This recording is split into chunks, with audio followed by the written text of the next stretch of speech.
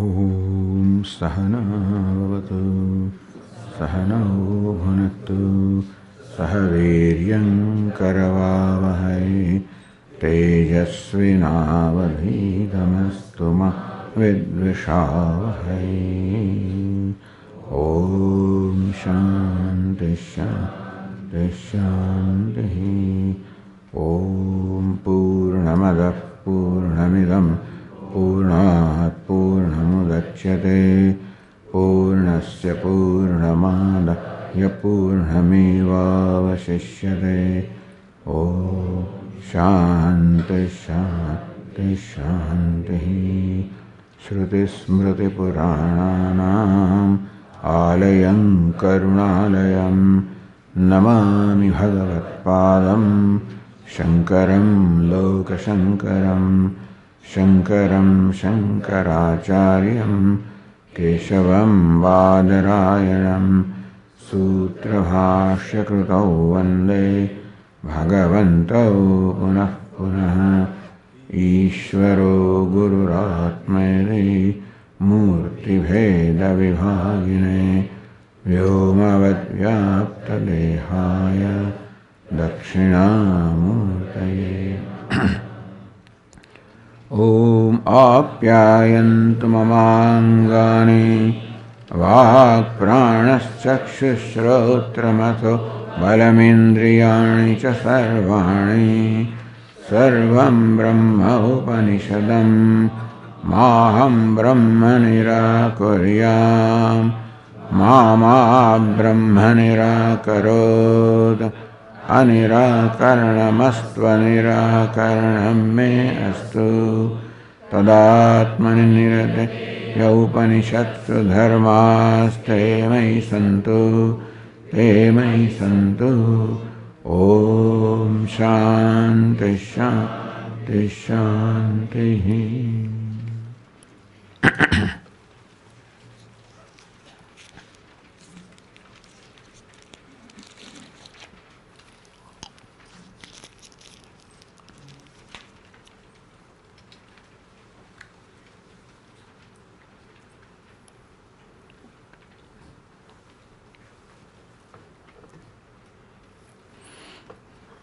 Dhyanam vava chittad bhuyah vijnanam vava dhyanad bhuyah balam vava vijnanad bhuyah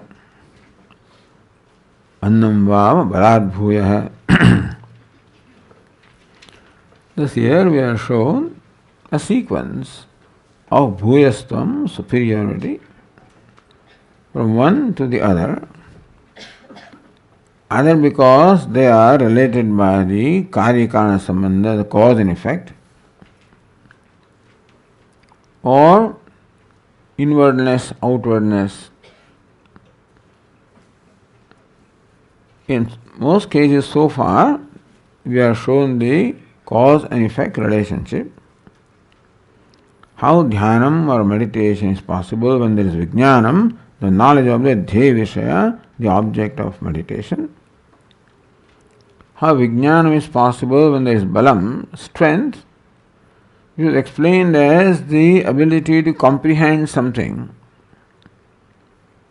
So, balam, that is the quality of the mind, which is due to the food which in fact nourishes the subtle aspect of the mind, and that provides the mind the ability to know or comprehend. So then only vijnanam or knowledge or comprehension can take place when the mind has that capacity which is called balam. So balam here is not interpreted as physical strength, although that also is included. In fact, it said also that physical strength is possible when there is mental strength. But balam also means mental strength, the capacity to comprehend something, to know this is Rigveda and this is what it says. Annam vava balad bhuyah. The food is superior to even strength, because even the strength of the mind also is provided by the annam or the food, the subtle aspect of the food. is what nourishes the mind, and that way the mind has that balam. Of course, balam is interpreted as physical strength, then also annam of the food is the direct cause for that.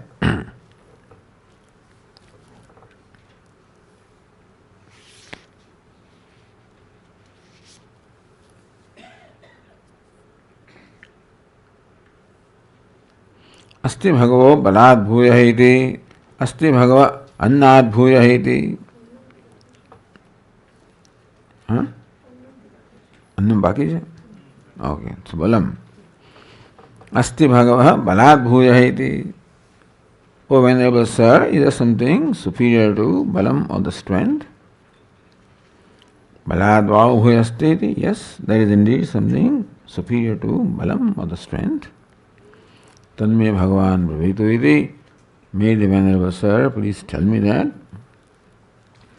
Then comes the next passage, the 11th passage. Annam vava balat bhuyah.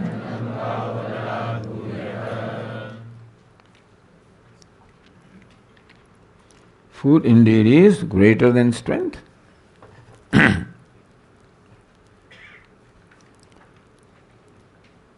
Katham annasya balahituttvamiti. How is it said that the food is the cause of strength? Tasmad yadyapi dasharatrihi na ashniyat. Here the Upanishad itself explains how the vigor or capacity of knowing, comprehension of the mind is because of the annam of the food. Tasmad yadyapi dasharatri na ashniyat. If someone does not eat for as many as 10 days, yaduha jivet, in case he continues to live, I mean, perhaps he will die anyway, but in case he does not die and lives, अथवा अदृष्टा, अश्रोता, अमंता, अबुद्धा, अकर्ता, अभिज्ञाता भवति. Then he becomes so weak that he can't see. So here it is darshanam, shravanam, mananam, vijnanam. So same sequence is continued.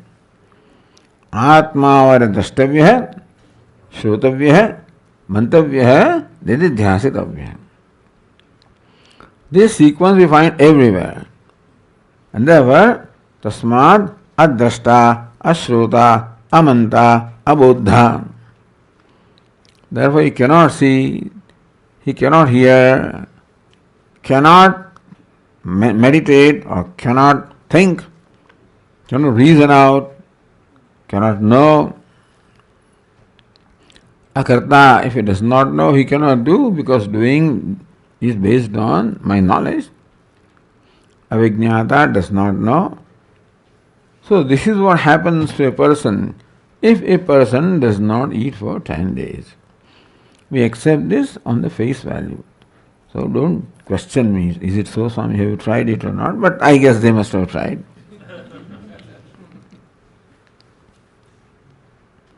At annasya āyai, when the food comes, drashta bhavati, shrota bhavati, manta bhavati, buddha bhavati, karta bhavati, vijñāta bhavati. Then he sees properly, he hears properly, he reflects properly, he knows properly, he does properly. Anna upasva. This is how the glory of Annam is stated here.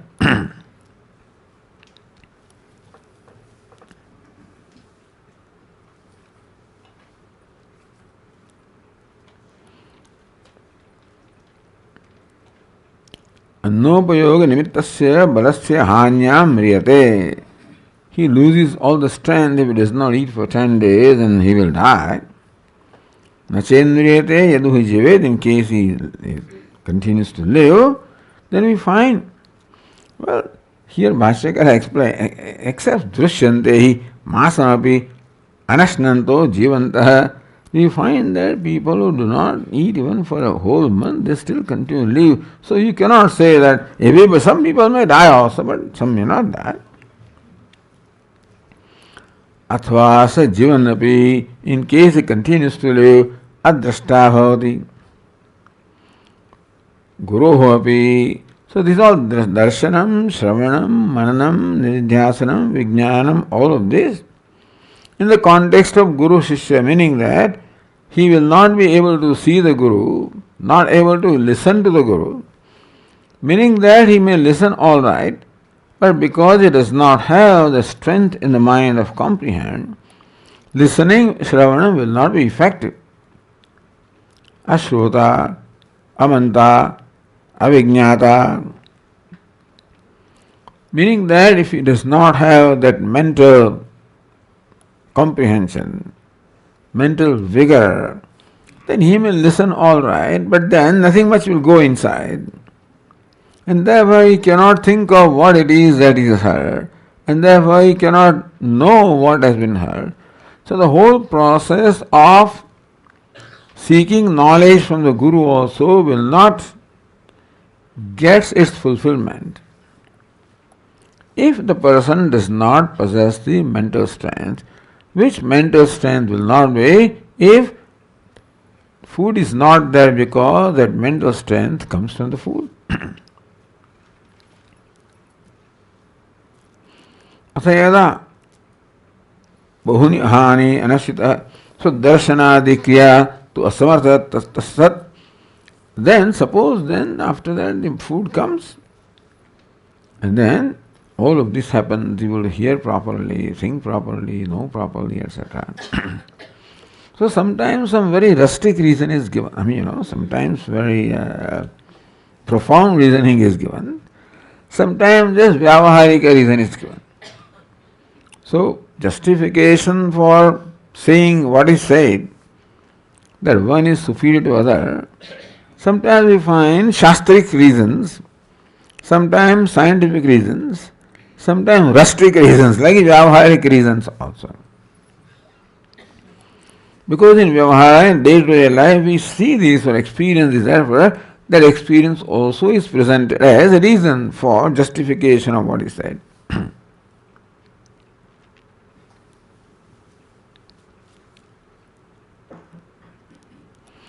And this is the glory of food. Therefore, tasmat annam upasvarati. Therefore, he Narada, we meditate upon annam as Brahma, as all pervasive.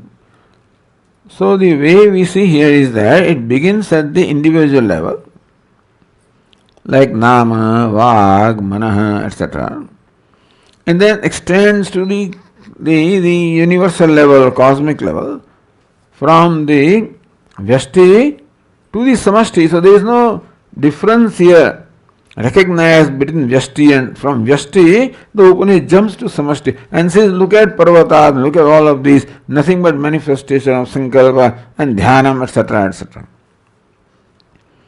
And therefore, what applies to the individual also applies at the cosmic level. Because this cosmos is nothing but as though this is here, an individual also is replica of the whole universe. And then what applies to the individual also applies to the whole cosmos. Meaning this Jiva and Ishvara in that sense of a similar personality, the dimension is different. So the whole cosmos can be said to be the Upadhi of Ishvara, the personality of Ishvara. The totality of gross bodies, subtle bodies, all of these are the personalities, Upadhi of Ishvara. And thus, beginning from the jiva or individual, we are shown here how the same harmony, the same niyati, the same rule also applies at the cosmic level also. Thereby not giving too much importance to the difference between the Vyashti and the Samashti, or individual and the total.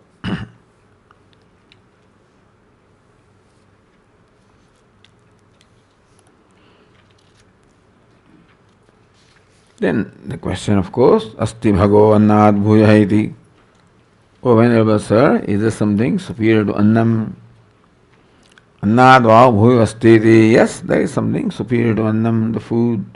Tanme Bhagavan Pravitu iti. May the revered Sir, please tell me about it. So then we are told the next one.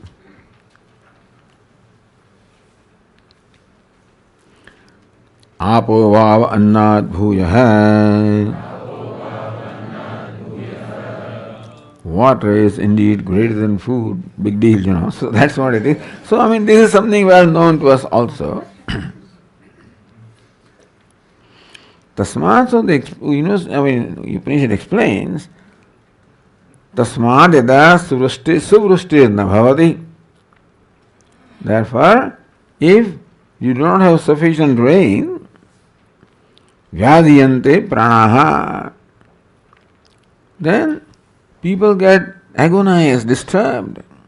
When there is not sufficient rain, then all the living beings, human beings in particular, they all become disturbed, agonized. Annam kaniha bhavishyati.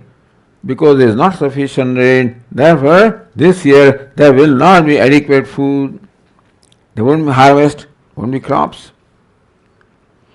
And the life depends upon the food anyway. So Annam itself is prosperity, and that is the whole life. It is for the agrarian society based on agriculture. And whatever the society is, food is the primary thing anyway. And ultimately, with all the scientific, technical developments also, ultimately it all depends upon the rain. You may have all kinds of irrigation systems, etc., but the source ultimately is the rain. So even in very well developed countries like United States also, there are famines. There are places when there is droughts and no food. So this does happen. There are floods and there are droughts, etc. So this natural phenomena, natural calamities are there everywhere. And therefore human being in general depends upon the rain, and he is very happy when it rains and becomes a little disturbed when it does not rain. This is a common experience. Tayada surustih bhavati anandinah pranaha. When it rains well, people become joyous, become very happy. Annam bahu bhavishyati iti. Says now we'll have plenty of food this season. So this is the reason why the water, apaha, the rain, which is water, is the cause of annam, of the food. No, this is something very well known. Annad bhavanti bhutani parjanyad annasamha yajnad bhavati parjanya yajnah karma samudbhava. Bhagavad Gita also said that parjanya, the rain is, or the cloud, the rain is what gives rise to food, and food gives rise to life. Then Upanishad says further, Apa eva imaha murtaha. This water alone has become all these tangible entities. Because water becomes food, and food is something tangible, something solid or tangible. So this body which is tangible is a result of food, which is a result of water. So water itself has become food, and food has become this tangible body. So you can say that water has become this body. This body is nothing but the manifestation of water which has solidified. Apa eva imaha murtaha yayam prithvi. Look at this earth. Water alone is now manifest as earth, because water, resulted into food, and earth annam is the prithvi. Yad antariksham, yad dyauhu, yad parvataha, dev manushyaha, devatas, manushas, mountains. Antariksham, space, that you have to work out yourself. Antariksham also is what has become. Some exercise you have to do also. Antariksham, Jauhu, the heaven. So, water is all of this. Meaning that giving us, the cosmic vision of Ishvara. So water is Ishvara, and how water alone is manifested as the whole universe. So when they say there must be a way of seeing it, and therefore I may not have immediately reason to explain to you how water becomes antariksham or heaven, but water becomes space and water becomes heaven. Yat parvataha, yat deva manushyaha. These mountains that you see, all these solid, tangible entities are nothing but the manifestation of water. Dev Manushyaha, Devatas, Manushyaha or divine, Dev-like Manushyaha, God-like beings. Yat Pashavaha, Vayamsi, animals, birds, Truna Vanaspataha, grass, vegetables, Swapadani, ferocious animals, Akita Patanga Pipilika, beginning from all the insects up to the ants. Apa evi mahamurtaha. So this is, all of these is apa, water alone manifesting is all of this. As far as living beings are concerned, it's easy to understand. Because whether it's an insect or whether it's ant or whether it is animal, whatever it is, has a body. And that's what we call animal, that's what we call ant, that's what we call a ferocious animal or whatever. And that body is nothing but modification of food. And food is nothing but the transformation of water. So water alone is all these beings. And another thing is how water is everything. You see, when you perform a yaga, Agno prastha hoti samyak adityam upatisthate.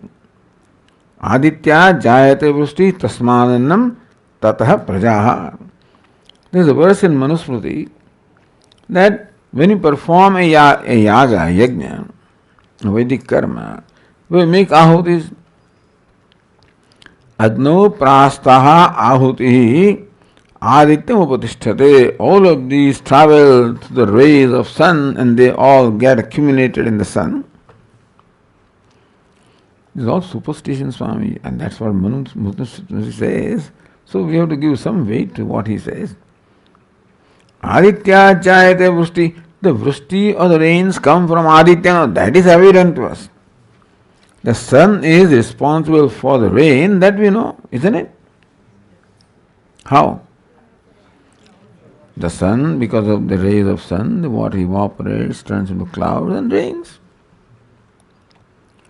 So rains come from sun. And this rain is the blessing of the sun. Ishvara in the form of sun blesses us with rain. Rain is always considered to be a blessing because the life depends upon rain. So how does sun gives rain? Sometimes we have rain, sometimes we don't have. Some people have more, some people have less because we're prarabdha, I guess, so karma. And therefore, the sun, Ishvara as sun, or Hiranyagarbha is the karma phaladata. So then tasmadannam, from the rain is the food, and from there is the life, living beings. So what's the connection? Connection is ahuti, the oblations that you offer here in the fire. These oblations are, majority of them are liquids. Whether it is milk, whether it is curd, whether it is ghee, whether it is soma, majority of these ahutis are liquid or water.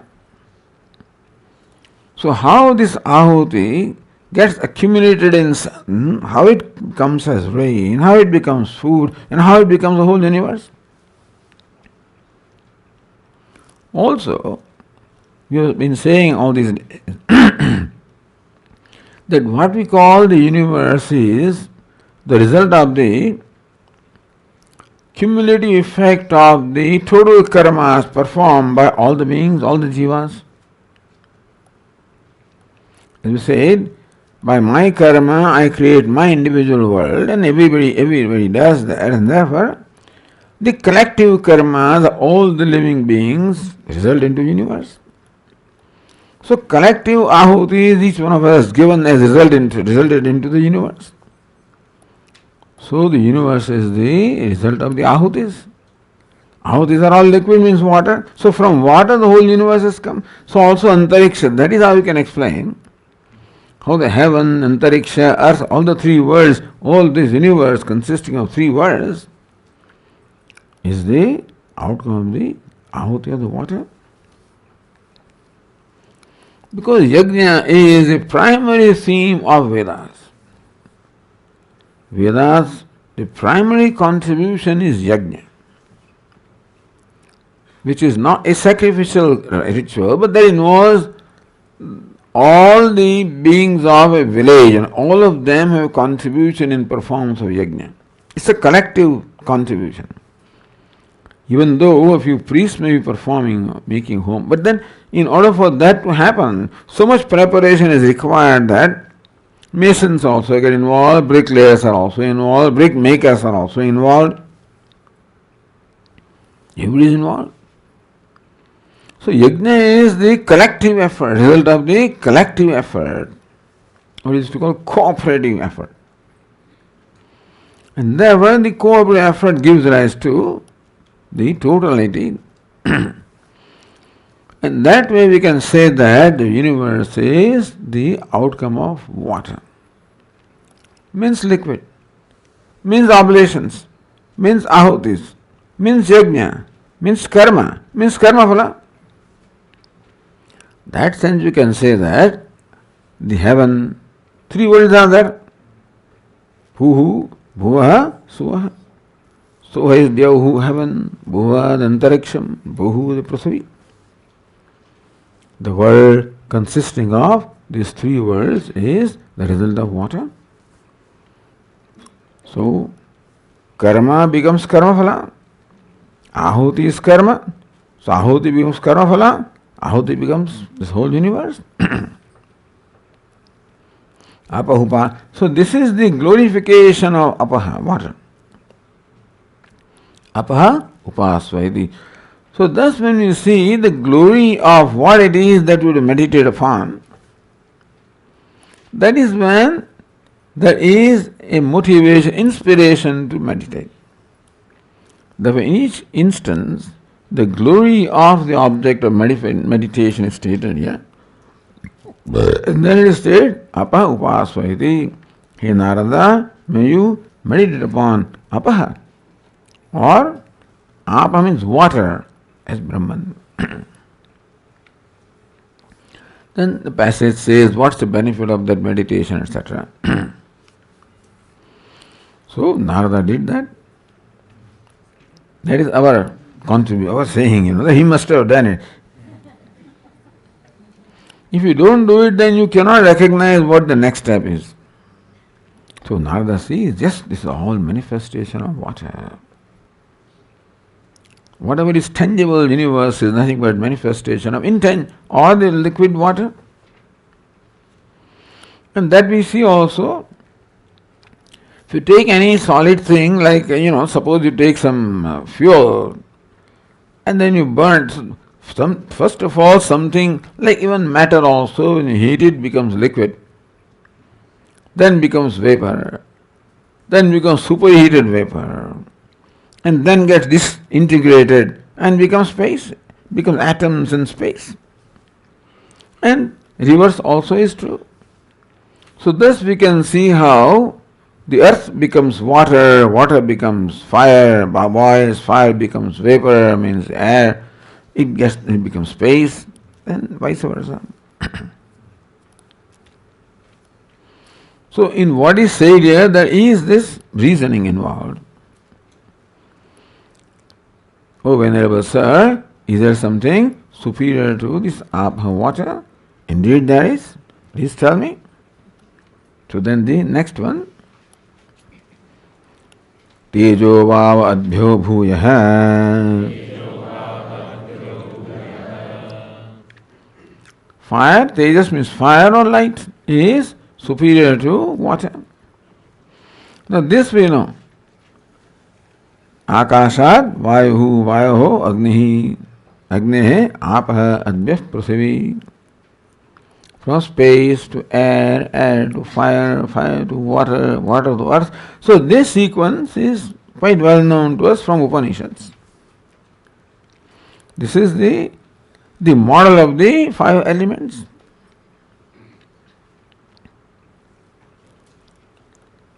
So if from the cause space comes air, which is the effect, from air which is cause comes fire, which is effect, from fire which is cause comes water, which is effect, water is cause, earth is effect. Prithivya Oshadaya, from there the Oshadaya, Oshadibhya Annam, Annat Purusha. So it is quite understandable that Tejo Vava Adbhya Bhuya. The element, the fire is superior to water because fire is the cause of water. Now, in order for us to appreciate this from our day-to-day experience also, Upanishad describes it in its own way as how water or rain is the cause of annam, food. That if it rains very well and people know, oh, now we are going to have a nice, harvest this year. If it doesn't rain well, they know that this year we will not have enough food. So that also shows that rain is the cause for the food. How is the fire or heat cause for rain? Tadva edad vayam agruhya akasham abhitapati. So what does heat do? What we call the temperature, the heat. What does the heat do? It takes hold of vayu, the air, heats up the vayu, and that's how heats up the space. Akasham abhitapati. The fire, through the agency of air, heats up the whole thing, even the akasham, the space.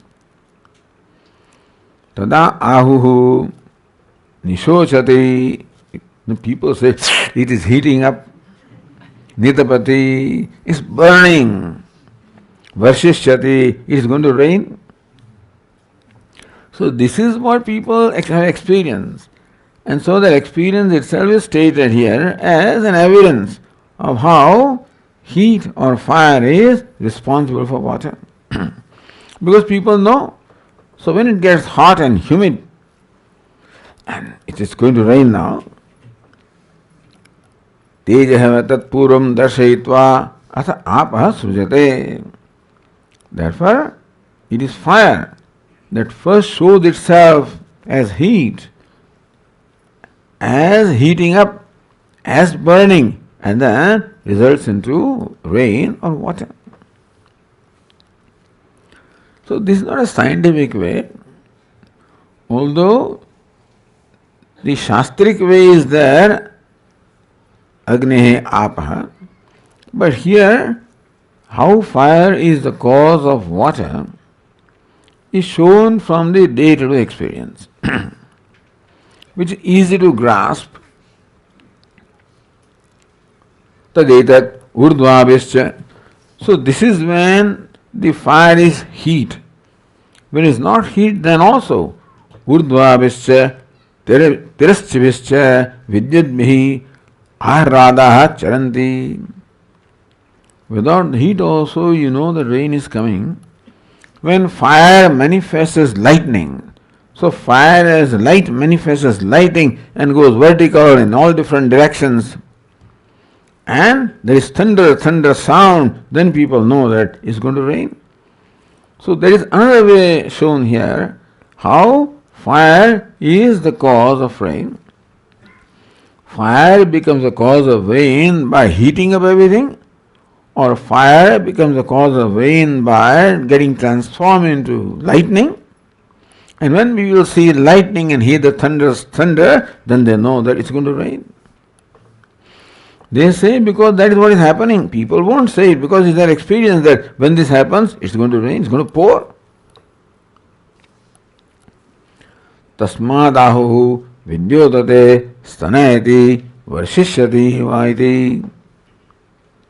There is lightning, there is thunder, it's going to rain. Tejeva tat puram darshayitva atha apah srujate. Therefore, it is fire or light, that first it shows itself and then creates the rain. So this shows how the fire creates the rain. Fire as heat creates the rain, fire as light creates the rain. So fire has two aspects, heat as well as light, so both are shown here. And that's how the glory of the fire is shown here as the cause of the rain. Tejaha upasvaiti. Hey Narada, may you meditate upon Tejaha, upon fire, upon light. Because fire is responsible for water, water responsible for food, food responsible for the body and all the tangible things, the whole universe. And therefore fire is the whole universe. Fire through water, through annam, is nothing but the whole tangible universe. So first of all, Narada see this fact as to how the fire is manifested in the universe and meditate upon fire as all pervasive, as Brahman, as all pervasive, as the self of all. Water is self of earth is self of all, water is self of all, fire is self of all pervasive and self of all, and that way water possesses a similarity. That Brahman is the self of all and all pervasive. So also fire is self of all, because fire is self of water, water is self of food, food is self of all the tangible entities, and that's how the fire is self of all pervasive. Therefore, it possesses sadrusham, similarity with Brahman, and that's how meditate upon Teja of fire as Brahman.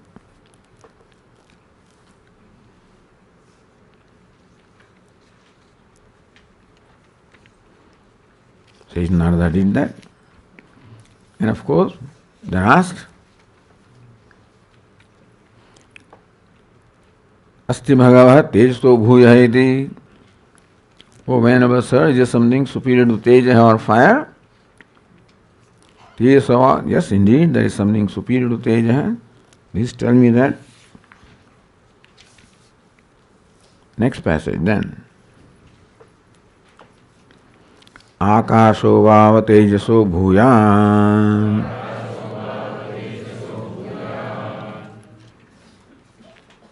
So bhuya became bhuyan. Why? Pulling. Very good. Yes, of course. So akasho vava tejasa bhuyan. They're all very smart people, They know right away. The space is superior to fire. In fact, from Akashad Vayuhu Agni. So one step is skipped here.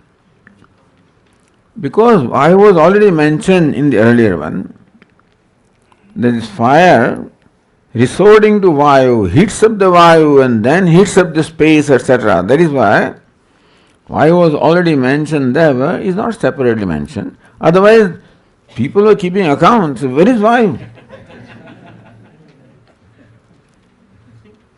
So we have to give some explanation. Swami Khanda used to say, "Humko to Shastra ki vakala." Hey, we have to be, attorneys of Shastra. Means we have to justify scriptures. Sometimes questions arise. Why did he say like this? Why did he not say like that? Then it is job of the Vedanta teachers to protect and justify and validate what the scripture says. Oh, you are right, I also don't believe. No, then it's not right. Because if you don't believe one aspect of it, then what's the guarantee the other aspects are believable? If one aspect of a scripture is not believable, this much I don't believe, then how about that one then? That also seems to be suspicious. Yeah, I think you're right. And that's how there will be question about one by one everything. And therefore, because my eyes are pramanam, isn't it? My eyes are the valid means of knowledge to reveal the colors. And if my eyes are revealed that this is orange color, white color, violet color, at one place the eyes say this is yellow. Now in 50 places it says what is that, but one place it says this is yellow. Then we question the competence of the eyes to reveal the color. Is it not so? There it said it is yellow even when it was orange, and here it says orange. Maybe it is yellow. Then you start doubting. So pramana, meaning valid means of knowledge, has to be consistent. The eyes must consistently reveal the colors and give us valid knowledge of colors. Not that here it says something else and there is something different, then we cannot trust our eyes, then we have to go to the doctor. So also Veda says something here which is reliable and there it is not reliable, then we wonder whether, what do you think, is it reliable or not? So Veda is pramana, entire Veda must be pramana. And the Vedantins accept entire Veda as pramana, not just Upanishad. The Vedantins are true Vedikas because Vedantins accept the entire Veda as pramana, which nobody does. Even Mimamsakas also, in our opinion, do not quite accept the whole Veda. The Upanishad is all Arsavada, and they because it doesn't justify their conclusion of Veda.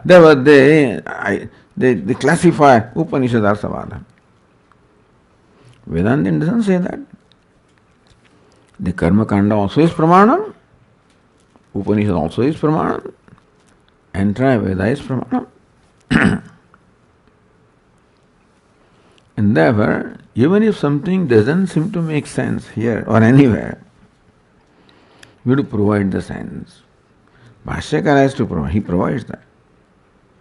That is their job.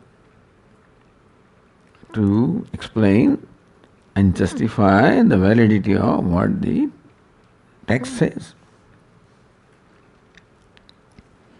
That's why we depend upon them. If you also say, I think this is questionable. This is, kshepaka, this is coming from somewhere else, this is not part of it, etc. And then you escape explaining something.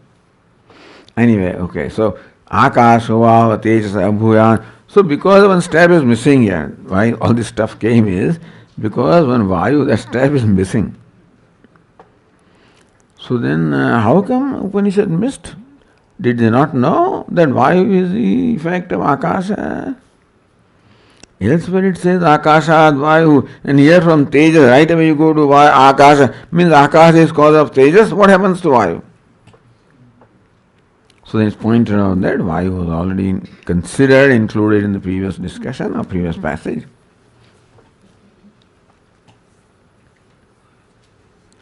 Akasho avateso bhuyan. Now how do you say that Akasha is superior to Tejas, which is either light or heat? Akashe vai Surya Chandramasa Ubhau. Surya Chandramasa. The sun and moon, what do they stand for? They are principle of light. So the luminary, the sun and moon, which is light, they are within space, so space accommodates them. They are within space. Vidyut, another manifestation of light, is lightning, that is also in space. Nakshatrani and all the stars and constellations, also manifestations of light, they are also in Akasha. Agni, even fire also is in space only, because when you light a fire, it is in space only. So this is how Akasha is superior to Agni. Because Akasha space accommodates fire. Fire requires space, like sun and moon and all of them are within the space. So what is within is inferior to where it is within. So Akasha is more pervasive than sun and moon and lightning. Therefore, Akasha is greater than light or heat or teja. So he said, this is a very rustic way, practical way of showing us, easily convincing to anybody. But this can be communicated to also people who are uneducated, then also this will be very clear to them. Not that the listener has to be a very sophisticated person, then only he can understand. So this can be understood by everybody. Because here, in the olden days, these Mahatmas would be traveling during the monsoon and go from village to village. And so in almost every village you find that there was some Mahatma who used to stay there and then used to teach, give discourses to the villagers.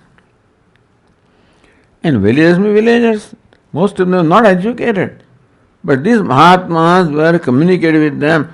They would, what did you hear? What did you study? Oh, Brahma Sutra. This old lady would tell me, we listen to Brahma Sutra, then we listen this text and that text. And so all sorts of very sophisticated teaching also was imparted by Mahatmas. They knew how to do that, how to communicate. So all of these has to go to everybody, and therefore I guess it's said in a language which is understandable by people who may not be otherwise sophisticated. And then further glory of Akasha is stated. So first how Akasha is superior to the fire or teja. Then the glory of Akasha. All Vyavahara is possible because of Akasha. Akashena Akhvayati. Hey, where are you? Devadatta. So Akhvayati, you call somebody only in Akasha. From one person, he calls another person. When there is space in between them, that's how you call somebody. Akashena Shrunoti. Other person also listens. Devadatta listened to my, when I called him, also because of Akasha.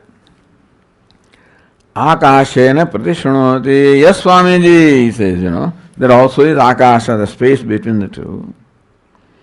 Akashe Ramate, one plays all cricket and stuff like that in Akasha alone. Akashe Naramate. A person becomes sad also in Akasha. He becomes happy. And our Swami used to say that, not that everybody, you go to beach, to be happy, but this fellow he goes to beach and becomes sad. That is when she left him, or some such kind, So that reminded him something. So Akash, same thing which Ramate, and also same thing becomes sad also. Akashe Naramate. Akashe Jayate. Things are all born in space. Akasham Abhijayate, they all grow towards space also. So all the plant, vegetables, etc. are born, all of them grow towards space, not downwards, towards space. So that is the glory of Akasha. What's the big deal? Well, what's the big deal, Swami? But this is just because it's day to day, doesn't mean it's not a big deal.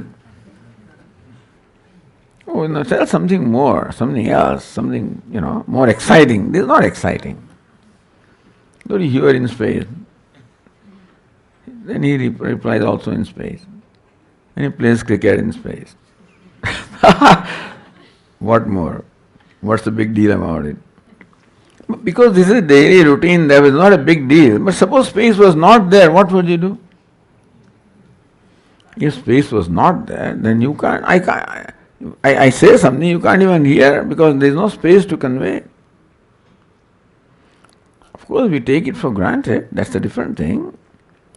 But this draws our attention of not to take things for granted. That look, space is there, that is why all this is possible. And many more things can be stated. A few things are stated here. Many more things can be stated also, which are made possible by space. That's how the glorification of space. Akasham upasvaiti, he Narada, may you meditate upon Akasha as Brahma. But Akasha is all pervasive. It is the Atma of fire, Atma of Vayu, which is Atma of fire, Atma of water, has manifested the whole universe. Look at this. So you have to meditate and see this fact. You have to meditate and see the fact is how Akasha is manifested as fire, and Vayu, and then fire, and water, and earth, and the whole universe. So they said this is all Ishvara Darshanam. We are going from grosser to subtler to subtler to subtler, and we'll go to subtlest, which is Brahman. If we train our mind to see this one thing after the other, then the mind is trained to see what is the subtlest. If you turn pages, then it's a different thing. But if says Nanda does what is being told,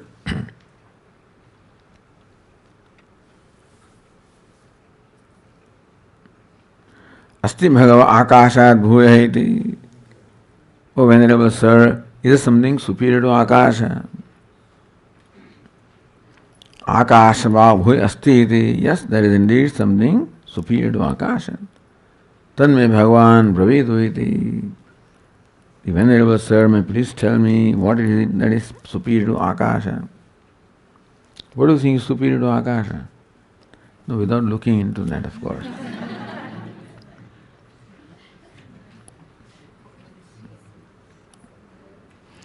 So, this brings surprises upon us, and showing this either nimitta, naimittika, or karya, karana, nimitta, naimittika, more pervasive, less pervasive, inclusive, being included.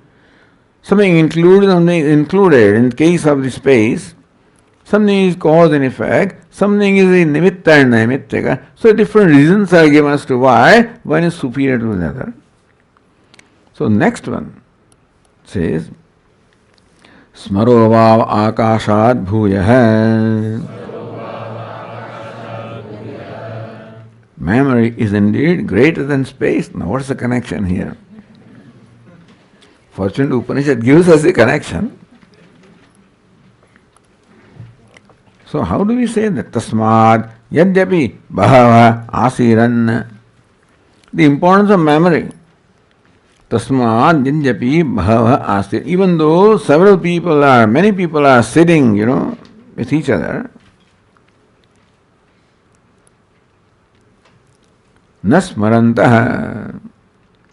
If these fellows have lost their memory, if they don't have memory, just imagine that several people are sitting, or Bahava, many people are sitting, there's no memory. Naivate kanchana shrunuyuhu. Then they do not hear anything. You hear all right, but you don't hear anything. Somebody says something, if there is no memory, then all you hear is a sound, but you do not know what the person is saying. Is it not so? Because I say a person utters words which is articulated sound, and words have meaning, and those words strike here the eardrums, and they go into my mind, and then I hear that word, and then my mind goes back as to what that word means. There is smriti involved there. Then I recognize what is being told. So not only we hear, but then we also, this is the pratyabhijna. Our all vyavahara takes place by recognition. Not just cognition, recognition. Meaning that you are listening to these words. It's not just words that you listen to, but then these words, then you recognize what the word means based on your memory. What is memory? That also requires memory. Memory, never heard Swamiji. What is memory? Suppose I use some strange words you have never heard. Then you heard all right, but then you do not recollect the meaning of that, the word.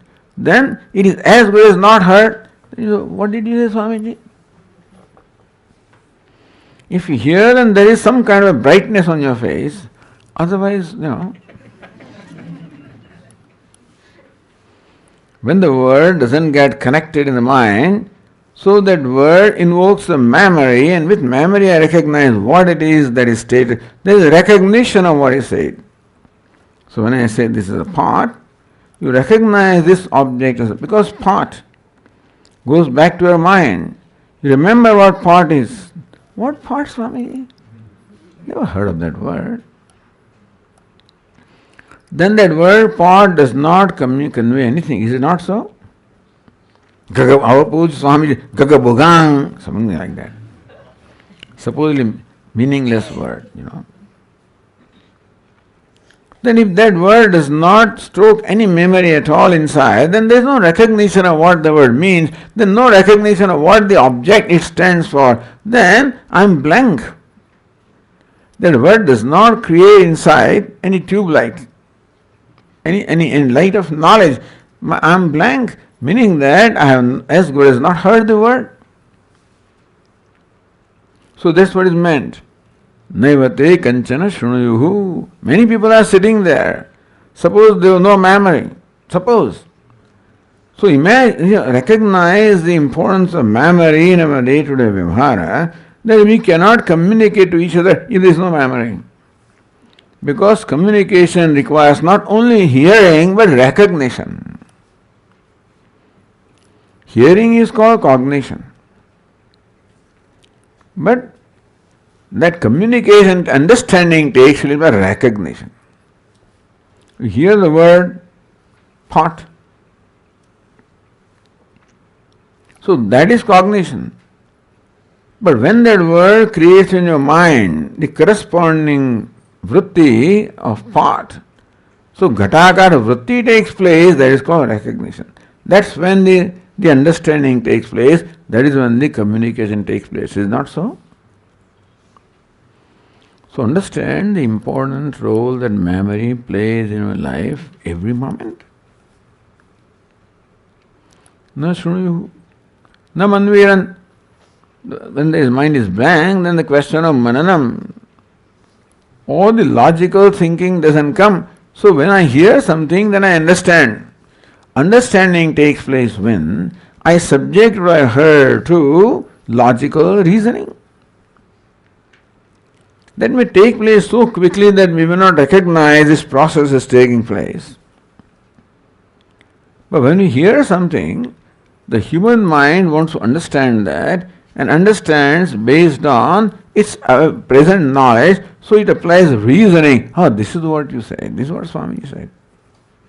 Is it not so? Reasoning is not there, then it just stops at Shravan, listening, but then further understanding doesn't take place. Na manviran, na vijaran. Only when mananam takes place, that is when logical reasoning takes place, then understanding, the jnanam takes place. So Shravanam, Mananam, Vijnanam, this process is going on all the time in our mind. Not just Shravanam. But everything that we hear, our mind will subject to the reasoning based on what my current understanding is, and then understand what he said. If my reasoning is not right, my understanding also won't be right. If I did not hear properly, of course, then also understanding won't be right. All of this presupposes memory. Because to recognize what is heard, that's it, pot. What pot? What's the relevance of the pot right now? Oh, Swami is talking about, the pot and the material cause and effect. So that's how reasoning takes place. Then you understand, oh, Swami is talking about the cause and effect, material cause. This is an example for showing material cause of the universe. So all of this happens, then knowledge, understanding takes place. This is going on. Shravanam, Mananam, Vijnanam. All this presupposes memory. What is pot? What is material cause? Cause, clay is material. So Swami is showing here the clay, material cause, and that is an example for understanding material cause of the whole universe, and Brahman is the material cause, etc., etc.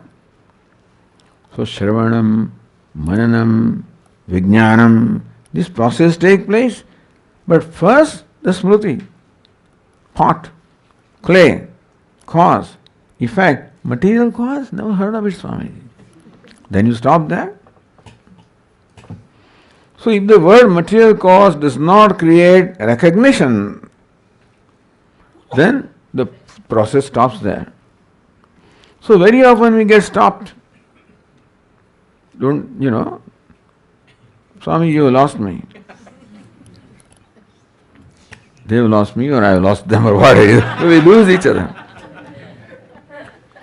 When at something or at any one step, stops, further step doesn't take place and somebody gets lost.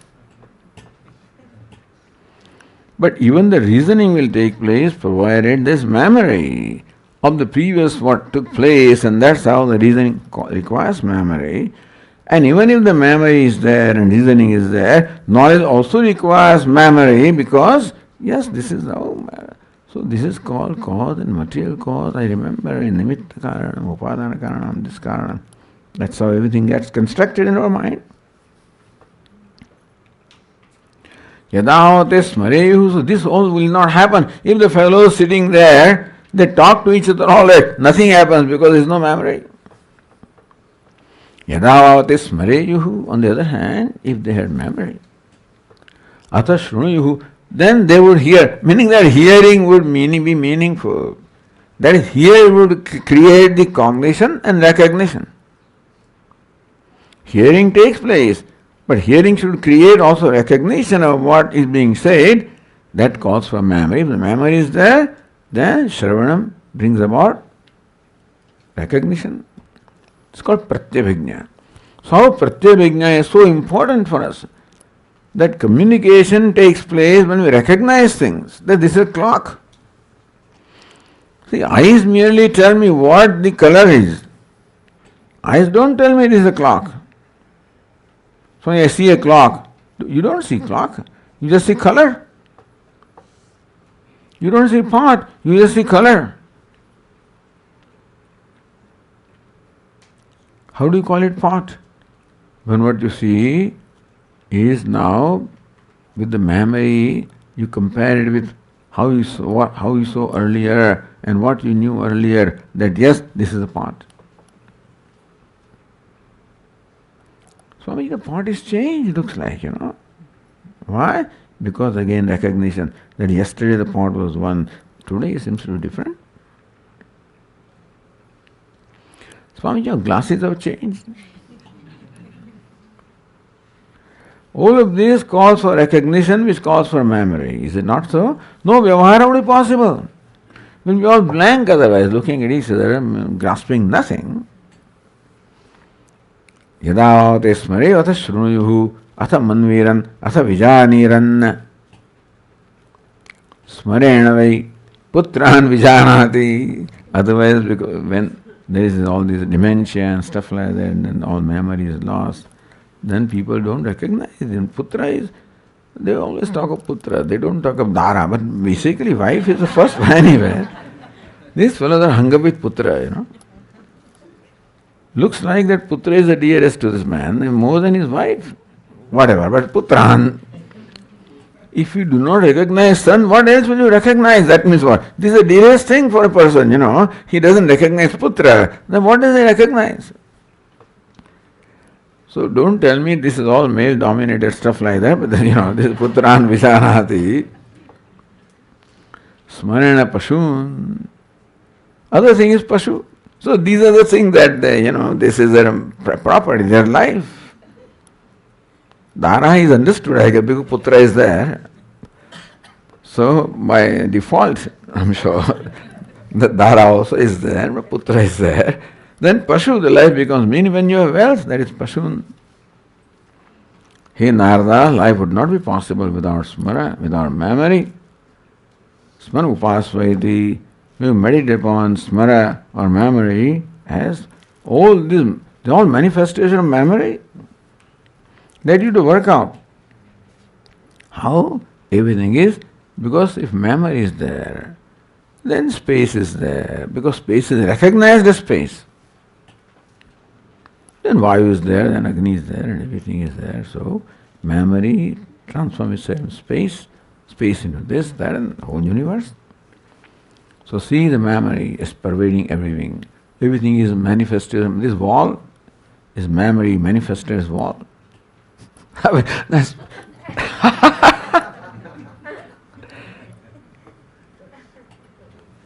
because this wall is constructed by somebody, isn't it? Designed by somebody. And the design is possible when what is the wall? And what are the rules, laws involved? What are the structural, rules involved here for a wall to stand and not fall down? We take it for granted, But all of this requires a lot of understanding. But memory first. I should recall what I learned in engineering college, in structural engineering, and what is the calculation. So that memory alone brought about the design, that brought about this wall. So this is manifestation of memory. But Swami, I have not created this mountain. Well, it is created by the collective memory. So collective world is created by collective memory, individual world by individual memory. So whole universe is manifestation of memory. It's all pervasive. It's Brahman. May you meditate upon memory as Brahman. Okay, we'll continue. Om Purnamadah Purnamidam Purnat Purnamudachyate Purnasya Purnamadaya Purnameva Vasishyate Om Shanti Shanti Shanti Shankaram Shankaracharyam Keshavam Badarayanam Sutrabhashya Krutau Vande Bhagavantau Punah Punah Ishvaro Gururatmayati Murti Bheda Vibhagine Adehaya Dakshinamurtaye Namaha Om Shanti Shanti Shanti Hari Om Shri Gurubhyo Namaha Hari Om